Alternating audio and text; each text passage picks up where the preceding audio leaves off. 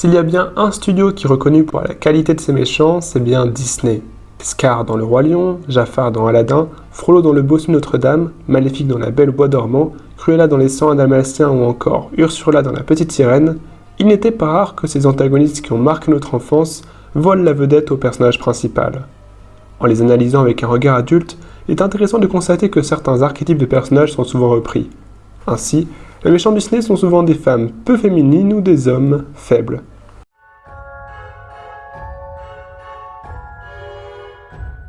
Commençons par les méchants masculins. Si j'ai parlé d'hommes faibles, ce n'est pas parce qu'ils sont moins redoutables que leurs alter ego féminins. C'est plutôt parce qu'ils s'éloignent des normes viriles traditionnelles comme la force ou le courage. Au niveau physique d'abord, on peut penser à la voix aiguë de Shere Khan, aux ongles soignés de Jafar, au froufrou du capitaine Crochet, aux habits du docteur Facilière ou au couette du docteur Radcliffe. C'est aussi leur manière de se comporter qui est intéressant d'analyser.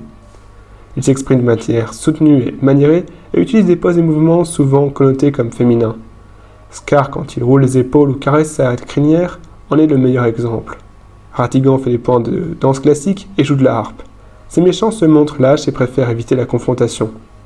Évidemment, ces remarques ne s'appliquent pas à tous les méchants Disney, loin s'en faut. On peut prendre les exemples de Shan Yu dans Mulan ou de Gaston dans La Belle et la Bête. Mais ces caractéristiques se retrouvent assez souvent pour que cela vaille la peine d'être remarqué. Une question se pose, pourquoi les méchants Disney sont-ils efféminés? Est-ce pour les dévaloriser face aux héros, beaux, forts et courageux? Peut-être, mais pas seulement. Dans ces films d'animation, destinés en premier lieu aux enfants, la caractérisation physique du personnage permet de distinguer le bien du mal en un seul coup d'œil. L'apparence et l'attitude des méchants doivent être opposées à celle du héros qu'ils affrontent. Et si le héros correspond aux normes de masculinité classiques, comme Mufasa ou Aladdin, son adversaire va être plus faible ou laid. Mais ce choix graphique peut questionner. Est-ce une bonne chose d'habituer les enfants à s'appuyer sur l'apparence pour décider qui est gentil ou méchant? Dans certaines productions plus récentes, le méchant n'est pas forcément celui qu'on pense, comme dans La Reine des Neiges ou Coco. Une manière de montrer que dans la vie, l'apparence peut parfois se montrer trompeuse. D'autant que les méchants Disney ne sont pas toujours dévalorisés par rapport aux héros.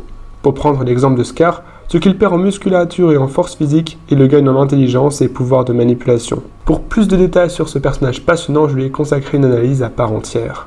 Quant aux méchantes, elles s'opposent parfois aux héroïnes d'une manière similaire.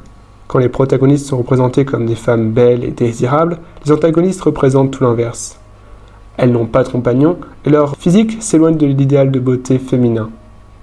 Elles sont obèses ou squelettiques, leurs attributs féminins peuvent disparaître comme pour les sœurs de Cendrillon ou être exagérés à l'extrême comme pour Ursula.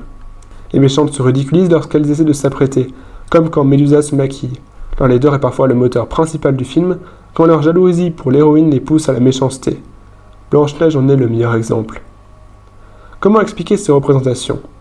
Il faut d'abord revenir à la source et chercher les œuvres qui ont inspiré les Disney les plus illustres, et ce sont le plus souvent des contes de fées. Mais ces représentations sont aussi le miroir de leurs époques, avec leurs normes et standards de beauté.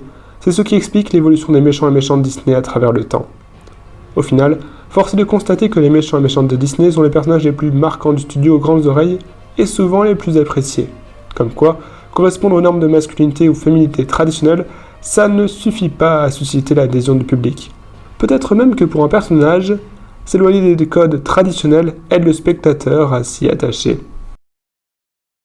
Merci d'avoir regardé la vidéo jusqu'au bout, partagez la chaîne autour de vous, cœur sur vous.